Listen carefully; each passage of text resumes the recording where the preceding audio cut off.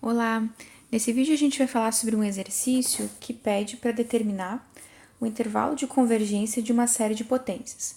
A série de potências que a gente vai estudar é essa aqui, somatório de x de n igual a 1 até infinito, x na n sobre n vezes n mais 1.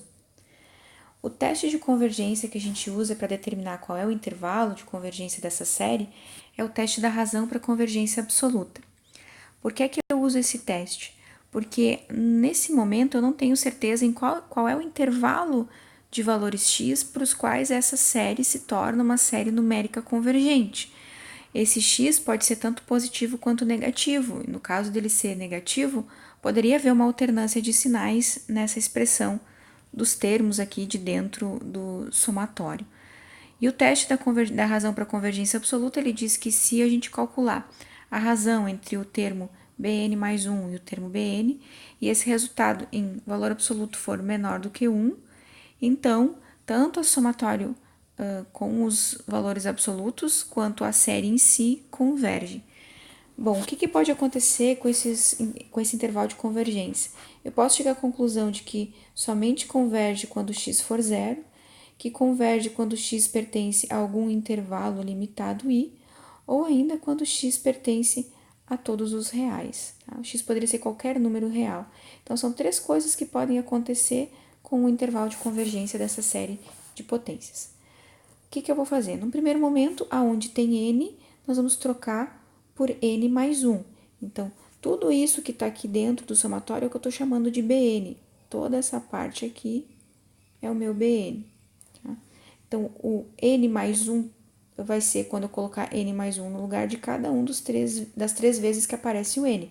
Então, n mais 1 no expoente, aonde tem n, n mais 1, e aonde tem n mais 1 vai ficar n mais 1 mais 1.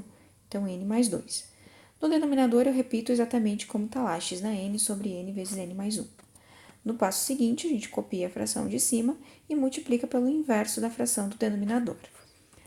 Depois, eu posso ainda simplificar as potências de x aqui. Esse x na n aqui vai cancelar com a potência n do x do numerador.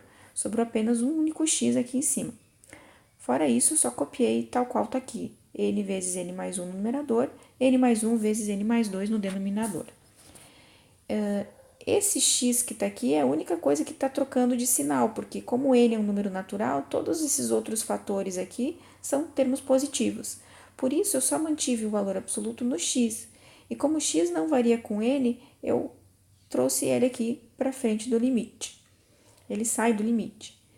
Distribuindo aqui n vezes n vezes 1, ficamos com n quadrado mais n. E da mesma forma, fazendo a distributiva aqui no denominador, a expressão que aparece é essa que está aqui embaixo. Esse limite aqui, quando a gente calcular, eu posso... Notem que quando n tende ao infinito, isso é uma determinação do tipo infinito sobre infinito. Então, para resolvê-lo, eu posso, por exemplo, dividir todos os termos pela maior potência de x do denominador, n ao quadrado. Ou ainda, guardadas as suas adaptações, eu uso o teorema de L'Hopital. O importante é lembrar que esse limite aqui dá 1.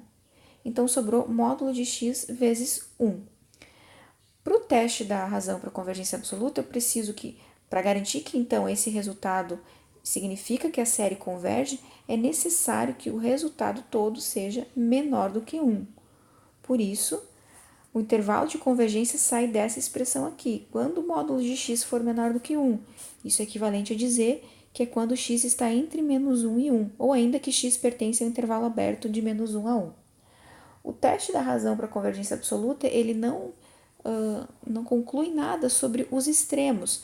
Nesse momento, a única coisa que eu sei é que ele pertence a esse intervalo aberto. Para saber se por acaso a série não converge no menos 1 ou no 1, eu preciso testar separadamente cada um dos extremos. Então, se x for menos 1, como é que faz? A série que a gente está analisando é essa aqui. O que a gente faz é colocar no lugar do x o menos 1.